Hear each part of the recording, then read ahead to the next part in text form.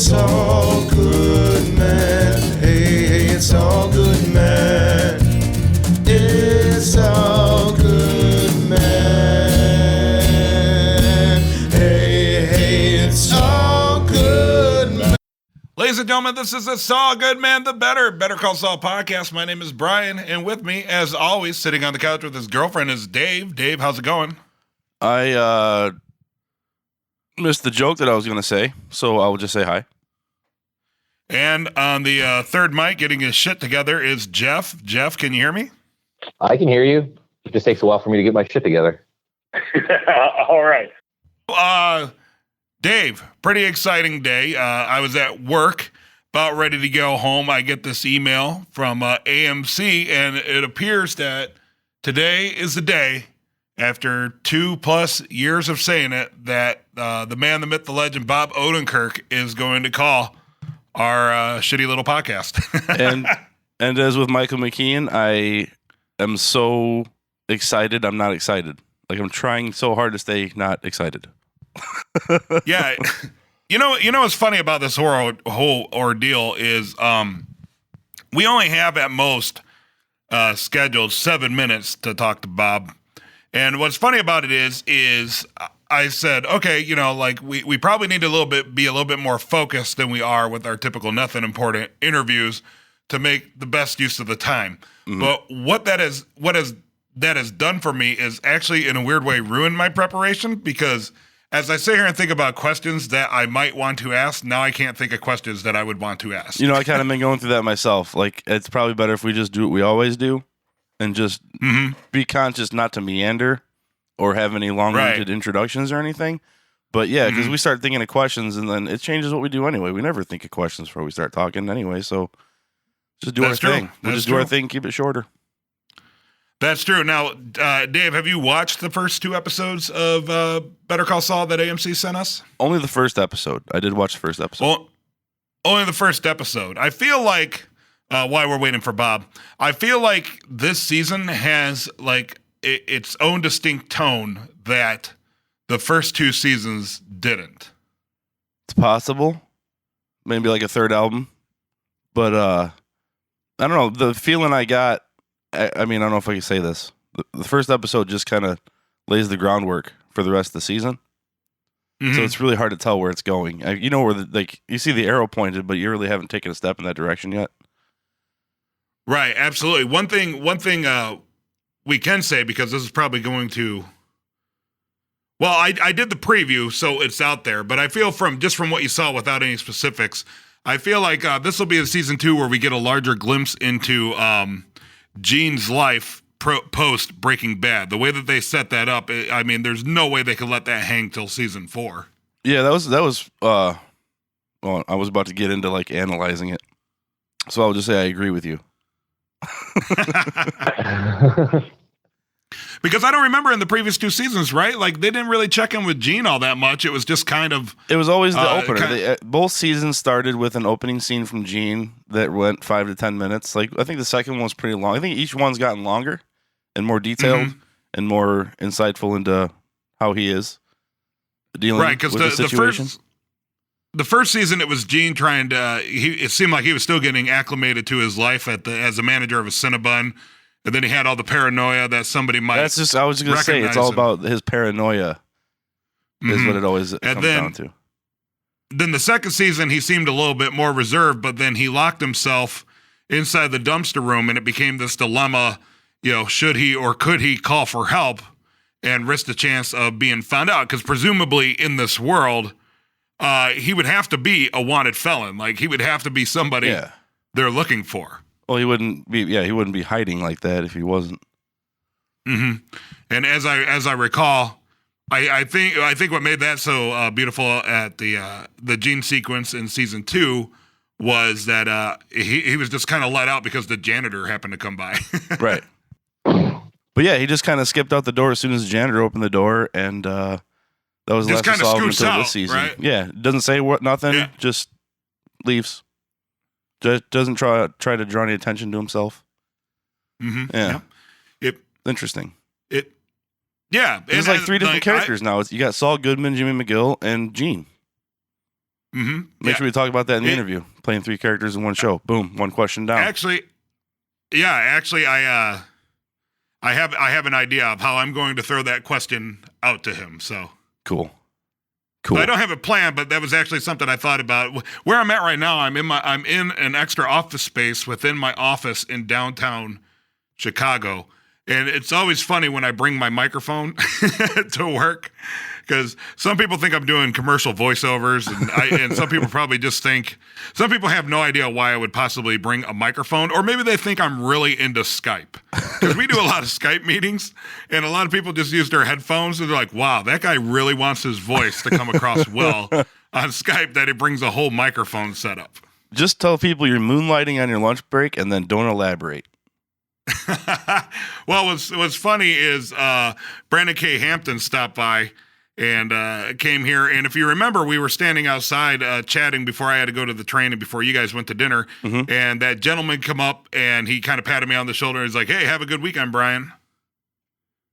Do you remember that? Yeah, I do remember that. That was kind of weird.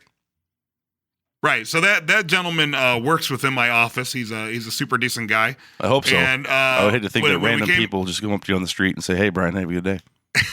I don't know. I'm a pretty popular guy.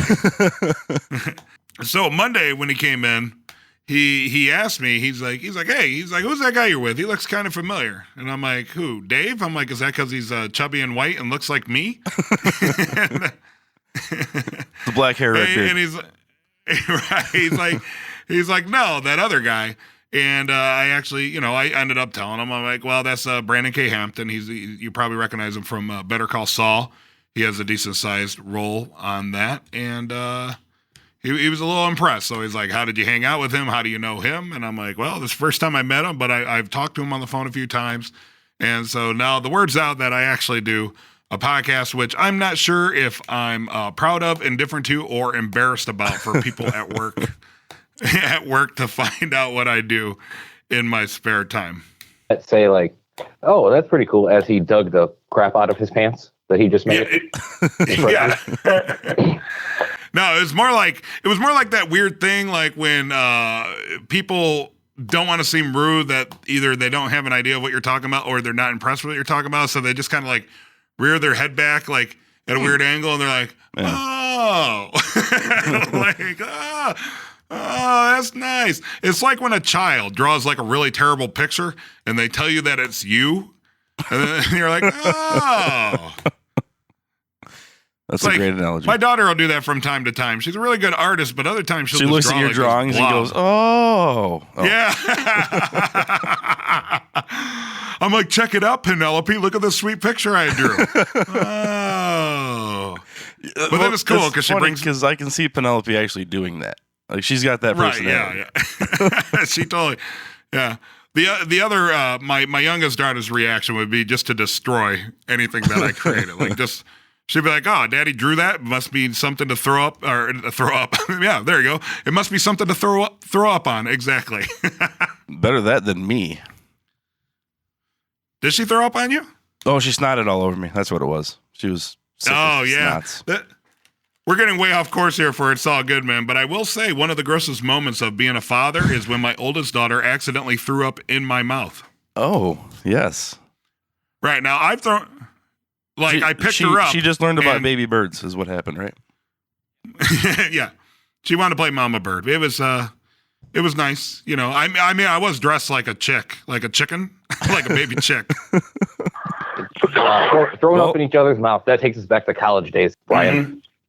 Well, it was casual day at work. So. I was going to make a comment about how you love dinosaurs so much, and now that dinosaurs are close to birds.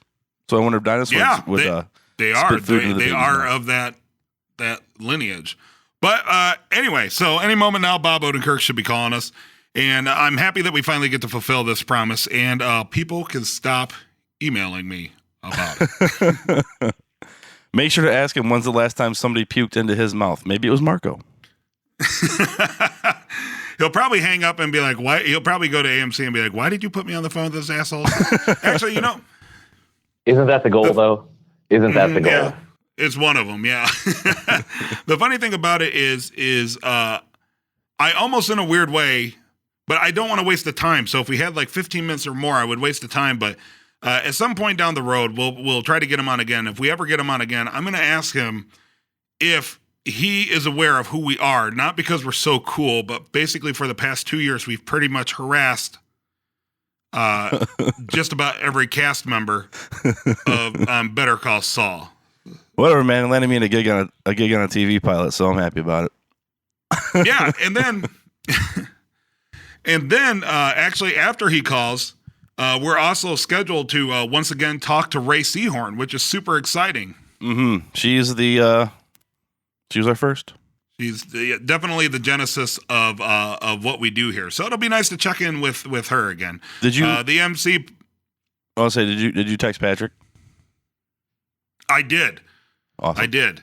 So a quick story is last time we talked to Patrick Fabian, he was talking about Ray Seahorn, and coincidentally, what'd she do? She called him. She called him, and he tried to merge her into the call and ended up hanging up on us. Yeah. So he said that if we ever talk to her again, let him know, and he'll try to interrupt her phone call. Yes. So I did text him, and I said, Patrick, Ray is giving us a call at X time if you want to interrupt her again. Awesome. But I'm not sure if he'll. I did sign it, Brian, from the It's All Good Man podcast, but like 5 minutes after I sent the initial tweet or had the initial text. Uh-huh. So I wonder if he just looked at it and was like, what the hell is that supposed to mean? And then saw. I'm sure that he it was knows. from us. I'm sure he saved your money or your number as like super cool pod ghost. Podcoast. Hot. That's what I Yes. get when I try and grab my drink and talk at the same Hot. time. Hot Podcoast. Podcast All right, host. Right. So if you merge that together, it's Podcoast. Yes. He loves You us. know what else always makes me nervous whenever we do these and we wait for somebody, and now we're just chatting, waiting for them Right. to call in. Whenever I give somebody the phone number and wait to call in, I always get slightly paranoid that I gave them the wrong phone number. Like, I feel in my normal everyday life, I have very little anxieties or insecurities, but then I start podcasting and I'm always like, what if I pronounce somebody's name wrong? Or is you that don't really care their last about name? that. Ask Traver Bowen. Not like,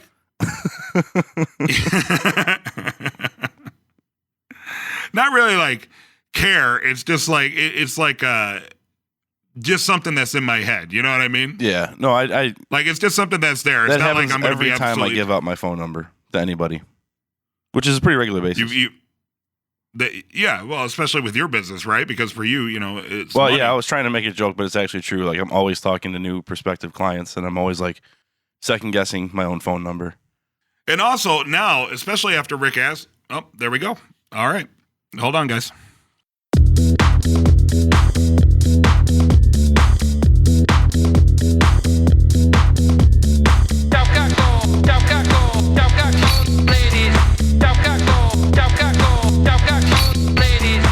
Jeff and Dave, Bob Odenkirk is on the Someone Important hotline. Hey, Bob. Hey, Bob. Hey. Hey. Thank you What's so going on? much for coming on the show. How's it going? What am I on? A podcast here? You are on a podcast called It's All Good, Man. Oh, holy shit. Yeah, we So call I don't ours. understand why you would be interested in talking to me. That's really neat of you. Thanks for having this podcast exist. Yeah, absolutely. We call ourselves the Better Call Saul podcast because there's a million of them out there. I don't know if that's necessarily true, but we try our best. And since we started 2 years ago, everybody was like, dude, you got to get Bob on. You got to get Bob. And we're just absolutely honored that we were able to make it happen. Well, I'm happy to be here. Thanks for doing it. Yes, sir. So, Better Call Saul season 3, like actual for real media outlets, AMC has been nice enough to grant us pre-screenings of the episode. So Dave and I have seen the first couple episodes that are out there, and great Well, you know work. more than me. I haven't seen it. Well, Well, I We'll can have tell to you did a share good the- job. yeah. Is it good? Well, it's absolutely phenomenal. So the way that is handled this year, it seems like it has its own distinct tone from the first 2 seasons, and some of the physicality of your acting, and some of those scenes, very well done, my friend. Well, you know more than me. I haven't seen it. Well, well, have to share the- Is it good? Well, it's absolutely phenomenal. So the way that is handled this year, it seems like it has its own distinct tone from the first 2 seasons, and some of the physicality of your acting and some of those scenes, very well done, my friend.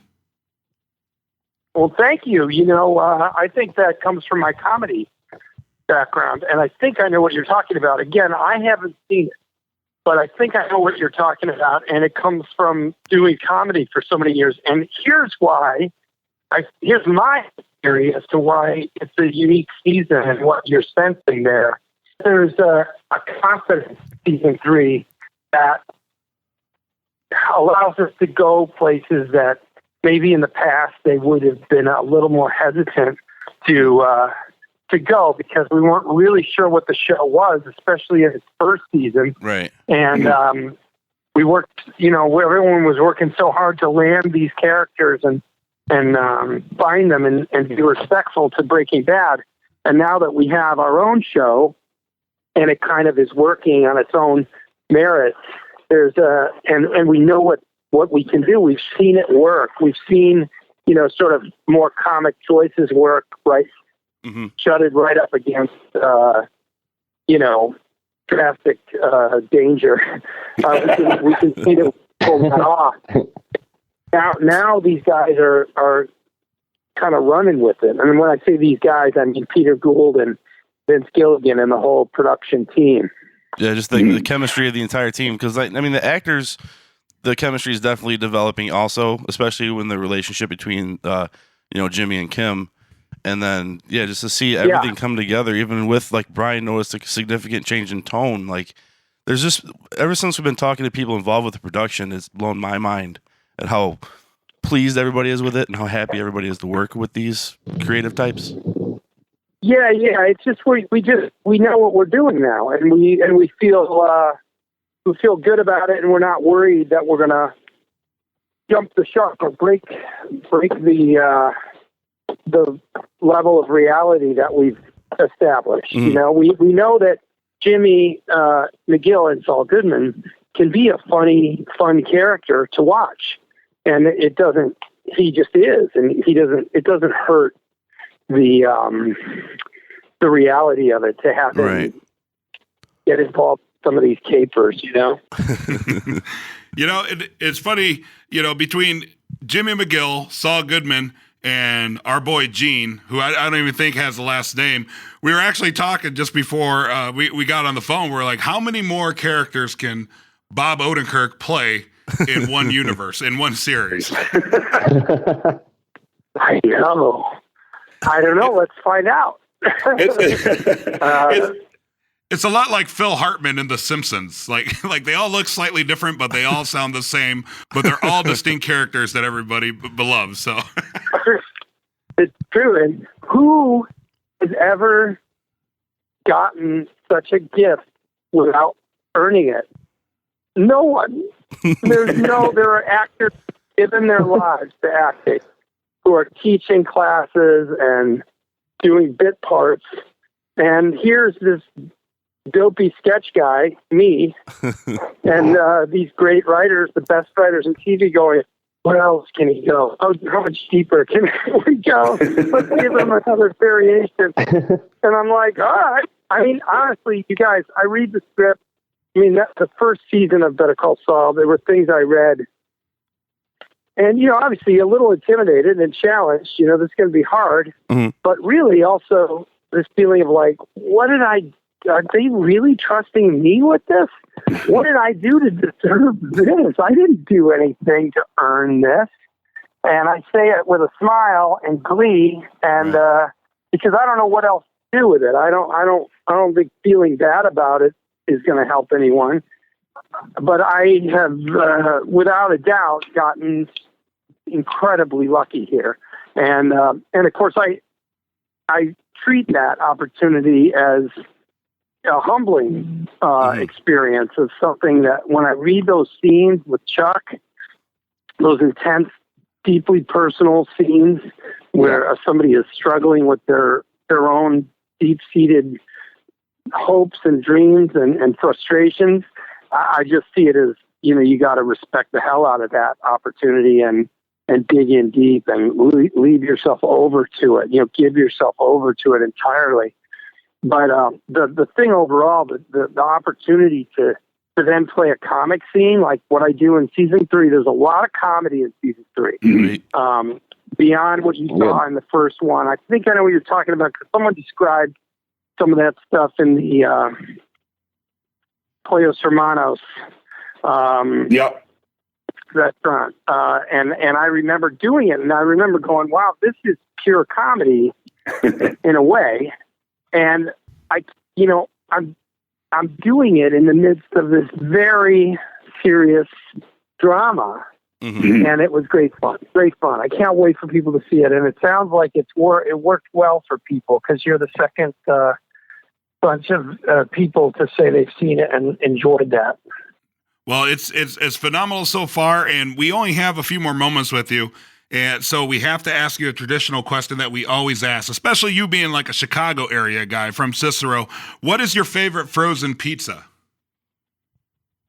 Frozen pizza? Mm-hmm. What? Did you ask me what my favorite frozen pizza was? Indeed. It's a curveball. It's a curveball, yeah. Yeah. Yeah. Do they still make Tombstone pizza? Oh. Absolutely, they do. Man after my own heart right there. They do? Yeah. Oh, yeah. Well, I mean, I haven't had a frozen pizza in a while. Except I've had Trader Joe's. I've had Trader Joe's barbecue chicken. That's a big one. A lot of people talk about that one. That's a popular answer. Yeah, for the record, we see no endorsements from this. We just like asking dumb questions to people more successful than Well, we. I've eaten a whole lot more Tombstone pizzas in my life. It's just I haven't had one in 30 years. But as far as if you go by weight, I've eaten the most Tombstone pizzas. But in recent years, I have to go with Trader Joe's barbecue chicken. Nice. And time's almost up as a hometown Chicago guy. Real quick, what's your favorite regular pizza? Like real, actual pizza? Oh, yeah. Well, I like Bacino's thin crust. Mm-hmm. And nobody else says anything about it. I'm the only one. You are as far as my seems to like experience. that so much. Yeah. What's that? I said you are as far as my experience. I've never even heard that name before. I think they're still operating. I'll check right now on the internet. We'll go on Bob Odenkirk's recommendation. I'm pretty sure they are because I typed it in when I was there in Chicago because I wanted to get it. But hold on a second. Yeah, we just Brandon Hampton was in town, and I had dinner with him last weekend, and everybody was trying to shove pizza down his throat. I kind of felt bad for that. Yeah. Yeah, I mean, I like Bacino's thin crust. Look, it's got. Yeah, they're still there. Next time I go to Chicago, I'm eating there. Awesome. It's in Lincoln Park. Oh, that's right. That's right in our neck of the woods. You know, we're based out of Chicago, and you know, if you have any spare time, feel free to drop us a line. We'd be more than happy to have a slice of pie with you. And we absolutely appreciate you coming on. It's all good, man. The Better Call Saul podcast, and it's been an honor watching you. And on behalf of the literally tens of thousands of listeners and hundreds of people that have emailed you or emailed us about you coming on, thank you so much. We really appreciate it. Thanks for having me. Thank you, Bob. Gentlemen, Bob Odenkirk. Thanks a lot, Bob. Thanks. Bye. Bye. Bye. You know, it's Bob, super great guy. What's always funny is as we were listening, we did the pizza question. What cracked me up is that Bob is so busy and doing so many press junkets today, and we just wasted 30 seconds of his time as he was looking up a pizza place on his phone. That's actually my favorite part of the whole interview. Yeah, pretty awesome. I almost felt bad there for a second. I'm not even sure if they're still on the line. I'm not sure if they're still there. I'm on the line.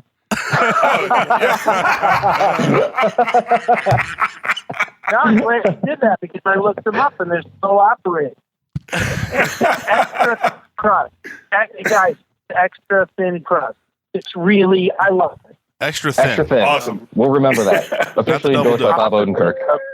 Absolutely. That is not my favorite podcast moment that I've had. Yeah, wait for the beeps before you start talking about the guest, Brian. Jeez. We were talking good. We didn't say anything bad, right, Bob? We didn't say anything bad. No, it's good. Awesome. Awesome. You guys. Well, Have a good one, Bob. Yeah, thank you so much, Bob. It's so cool. There's the 3 beeps. How funny was that? I knew it. I knew it was gonna happen because I didn't hear the beeps. I didn't either. I didn't hear the beeps either, but my this pair of headphones that I'm using must have got busted or something in my briefcase that I bring to work every day. So it's kind of crackly when I move a little bit, right? Mm-hmm. So I thought maybe can you guys hear the beeps on the other one when people hang up? No. I think I'd heard it one time. So okay, awesome. So I thought because like usually the timing is when people say bye, it literally takes about 2 seconds, and then I hear the 3 beeps, and I know that the guest is hung up. Mm-hmm. So, but like right after you said bye, Brian, yes. Have you heard the 3 beeps? I have heard the 3 beeps. Okay. Round 2 of insulting the star. He's officially gone this time. So when after he said bye, initially my headphones started creaking. So I'm like, okay, he's gone. And then I just wanted to talk about how it was funny that we wasted some of his time. Here's another thing: is when you said that when you basically invited us to join him for pizza, did he respond? Mm-hmm. Did he say yes, or did he just blow it off? Because I didn't hear an answer. I think it was probably like a courtesy yes, but I almost said like, Brian, don't do it. Don't do it. Like, he wants to get pizza for himself. He's not inviting us. This isn't Brandon Hampton. Look, anybody who's nice enough to come on our podcast, if they ever said, hey, I'm in town, I'd love to have a slice of pizza with you, I will make it a point to go have a slice of pizza with them, whether it's somebody super famous or somebody just starting out. It's always nice to offer because you never know. I don't want anything from the guy monetarily or anything, but I would go have who the hell wouldn't go have a piece of pizza with Bob Odenkirk? No, I would, but I'm not going to invite myself to go have a pizza with Bob Odenkirk. I did not invite myself. I simply gave him an offer for my company the option. Should he be in town. You gave I him the option. I was hoping when you said real pizza that he was going to reference the fake Marilyn Manson pizza chain from like season 3 or 4 of Mr. Show, where they had the training videos and stuff.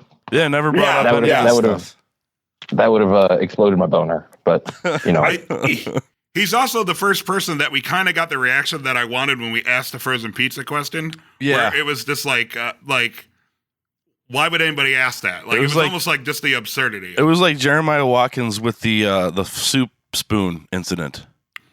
Mm-hmm. Like he was so befuddled because like Eric Griffin came on and we were talking about superheroes on your sports team. He just jumped right in. He didn't give a shit. Like, that was awesome. Mm-hmm. Yeah. Not the reaction we were looking for, in all honesty. Awesome. But that's great. Bob Odenkirk, super, super cool dude. I'm so glad that he came on. Mission fulfilled. Now we need to, if we can get a hold of Jonathan Banks, that'd be great. And, dude. And when Bob started, the trifecta is complete. When Bob started breaking up, I was like, oh my God, no. Like, no. 2 years for this phone call to be shitty. Like, but I paused it and he came back, and I think it came back all right. And it was fine from then on. I don't know if he moved or what, but it was the connection was good after that. I think what happens because he's doing press all day, I believe. So he's probably sitting there tired of talking on the phone, and maybe we were on speaker or something. And then when I said we were breaking up, he cut it off speaker, or he was leaving the bathroom or something. Also, one of the best intros of like, what show am I on? What is this? Why am I doing this? Yes. But he seemed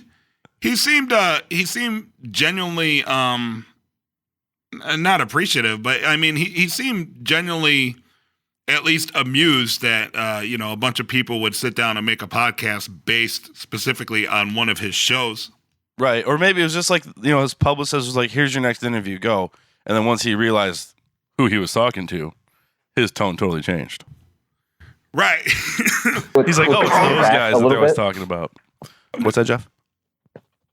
What took me back a little bit was that he said that we were the second people he'd talked to all day that had seen the episode. Yeah. I was thinking a press junket, at least, a couple more people would have actually had the credentials to see something so they could ask him questions about it, etc. Right. But yeah, that was just interesting to me. That was interesting. It's all good, man.